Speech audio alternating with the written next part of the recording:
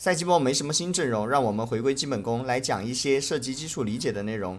下棋总听见有人说稀释，这是一个化学名词，指对现有溶液加入更多溶剂而使其浓度减小的过程。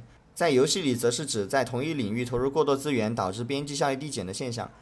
拿抗性来说，护甲与魔抗转换为减伤的公式是减伤率等于抗性除以抗性加100，是 y 等于 x 除以 x 加100的分式函数。图像长这样。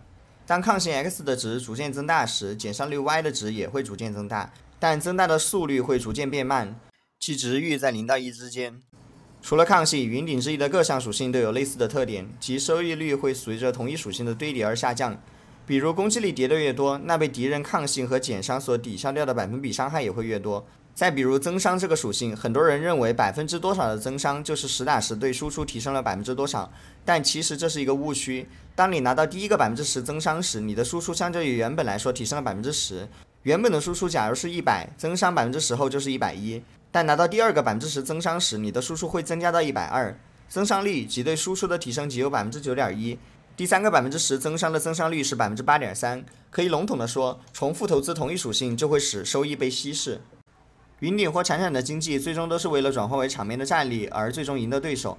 现在几乎不存在刺客阵容，大部分都是前后排。那所谓战力无非就是输出和防御，而一局游戏的经济是有限的，想要最大限度的把经济转化为战力，那就应该对输出和防御属性各自板块的不同程序进行投资。比如提升输出的手段有面板属性、增伤、攻速、暴击、破甲以及其他，比如流血和真实伤害等等。这些增加输出的手段互相做乘法。资源有限，当然不能雨露均沾，一些属性对一些棋子来说会更有用或更没用，最好从这些属性里挑一些对 C 位有用的进行投资。光这么说可能很抽象，我尝试举例子来辅助说明。比如开4狙神的艾希，也有羊刀破甲的情况下，第3件出什么才是对的呢？可选项有死亡之刃、巨人杀手、无尽之刃、卢安娜的飓风、红 buff、正义之手、水银、破防者、科技枪。我们知道狙神有增伤属性，那么巨人杀手、破防者就是比较差的装备，因为他们即使是触发了，也被狙神的增伤所稀释。剩下的都是可选项。那么出哪家好呢？那就要具体情况具体分析了。比如我的强化符文选了小儿之命，那红 buff 和水银的攻速就不太需要了。再比如外面没有威胁到我后排的阵容，或者已经从强化符文的殉道者、药剂师等途径获得了后排生存的属性，那么科技枪、正义的吸血就显得多余。再比如势均力敌的对手前排是大肉坦克，需要单点突破，那么伤害分散的飓风就不太合适。综上，在多数对局都适用的选择其实是死亡和无尽之刃。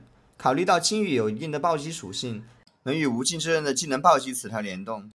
艾希恰好是一半靠普攻一半靠技能输出的英雄，并不会浪费技能暴击的属性。那其实这里最好的第3件就是无尽之刃，这是从逻辑和游戏基础理解上去推断的结论。实际情况我们可以通过大数据来验证和修正。检索2星艾希4狙神带羊刀和青羽前提下的第3件装备排名 14.13 版本，排位模式段位钻石以上，无尽之刃大于科技枪大于死亡之刃大于巨杀，符合我们的判断。这种思考方式其实很有用，尤其是在你需要合成一些意图流上没有推荐的装备来过渡时，知道它是不是满足程序理论，是否被已有的属性所稀释，来辅助判断合成的收益和风险。再比如新赛季刚开服还没有攻略的时候，通过单卡的羁绊、技能、蓝条、定位等信息，就能大致知道它正确的出装。大数据永远都是辅助判断的工具，而不是判断的主要依据。更何况很多人查大数据的方式或许都是有问题的。